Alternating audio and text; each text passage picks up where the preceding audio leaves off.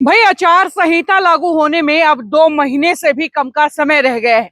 सितंबर महीने में 10 से 25 तारीख तक किसी भी दिन आचार संहिता की घोषणा हो सकती है। वैसे विधायक पद के उम्मीदवार तो इस दिन का इंतजार पिछले 5 साल से कर रहे हैं। ऐसे में बात करें हिसार जिले के नानोन विधानसभा की, तो यहाँ कांग्रेस के कई उम्मीदवार तैयारियों में जुटे हैं और अपने अपने नेताओं पर टकटकी लगाकर टिकट की उम्मीद किए बैठे हैं। इन उम्मीदवारों में से आज हम जिसकी बात करेंगे वो दमदार, समझदार और असरदार हैं। उन्होंने कांग्रेस पार्टी के लिए काफी काम किया है, अपने जीवन का बड़ा हिस्सा पार्टी को समर्पित किया है।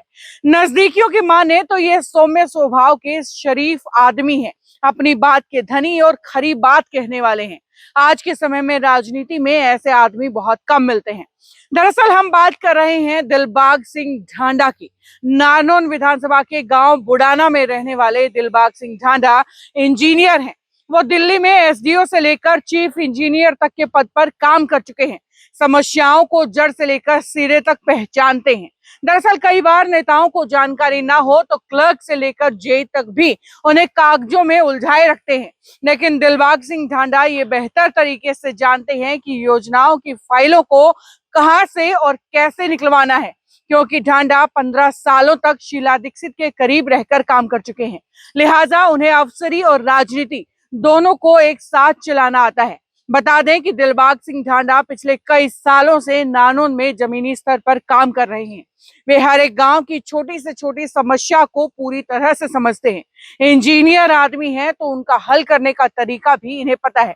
अब कम से कम सीवर, पानी, सड़क के कामों में टेक्निकल पेच बताकर तो कोई अधिकारी इनका काम नहीं रुकवा सकेगा। ढांडा राजनीति की सोशल इंजीनियरिंग भी खूब करते हैं। वो किसानों के साथ साथ पिछड़ा वर्ग, दलित समाज की आवाज लगातार बुलंद करते रहते हैं।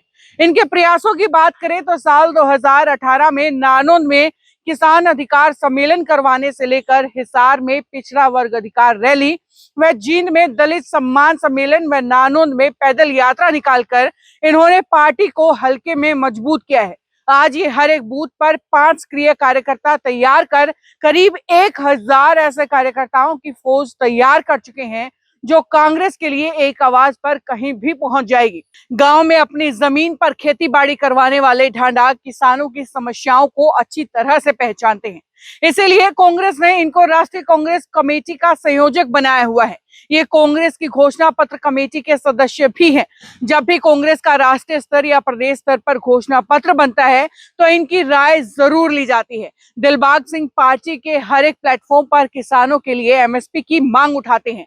कांग्रेस के घोषणा पत्र में एमएसपी का बिंदु शामिल कराने में भी इनकी काफी सक्रिय भूमिका रही।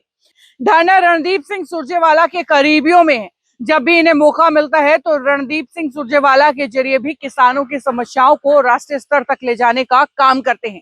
ऐसे में जाहिर है कि सुरजेवाला ढांडा की टिकट के लिए पैरवी करने में पीछे नहीं हटेंगे, क्योंकि पार्टी ने जहां भी ढांडा की जिम्मेदारी लगाई उसे उन्होंने बहुत अच्छे तरीके से निभाने का काम किया। ढांडा ने साल 2018 में राजस्थान विधानसभा के चुनाव में बरसी हलके में प्रभारी बनकर काम किया। फिर लोकसभा में जयपुर, झुंझुनू और सीकर लोकसभा सीट के प्रभारी के तौर पर भूमिका निभाई। साल 2009 में उत्तराखंड के विधानसभा चुनाव में उधम सिंह नगर सीट पर प्रभारी बने। जींद उपचुनाव और 2019 के लोकसभा में कुरुक्षेत्र सीट पर सबसे बड़े गांव के प्रभारी बनाए गए।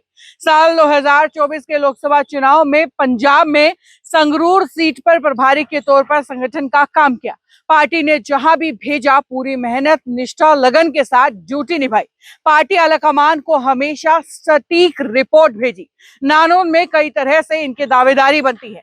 पहला तो किसान आंदोलन में ये हमेशा किसानों के बीच रहे, किसानों की अगुवाई करने की बजाय हमेशा उनके साथ चले।